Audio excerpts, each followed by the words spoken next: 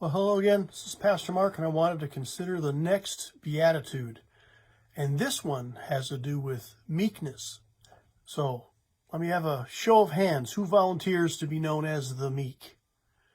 It's not one thing that we would typically volunteer for or desire to be known. Yeah, I'm the meek one. But let me read the rest of the beatitude. Blessed are the meek, for they shall inherit the earth. So raise your hand if you want to inherit the earth. Now, we see those things as two different things, but they're not. So who are the meek?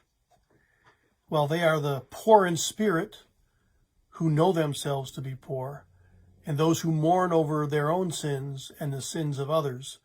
And with those two character traits in their back pocket, they become meek. But again, what does that mean? Is it niceness?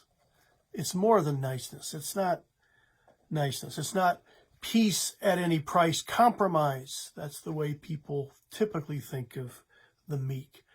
In fact, perhaps the one thing that everybody thinks of when they think of meekness is weakness, but that's not what it is. Meekness, rightly understood, is secret, hidden strength. It is knowing who you are before the face of God, and it is acting that way before both God and other people.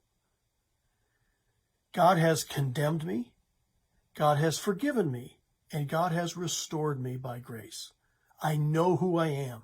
I know my weaknesses, I know my strengths, I know my God, and I don't need anything from anybody else. So I walk before them in meekness. The meek person doesn't take any thought for retaliation or revenge.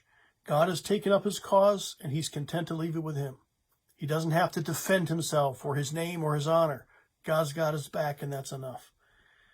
Martin Lloyd-Jones defined meekness, the meekness of the Christian, in this way. Meekness is one who is amazed that God and man can think of him as well as they do and treat him as well as they do, standing astonished that they treat him well at all. Anyway, the meek, it says, will inherit the earth. Well, how? Well, in the here and now, it is only the meek person who is genuinely content and secure and satisfied. They're not standing in need of something all the time. They accept what is because it comes from the hand of God.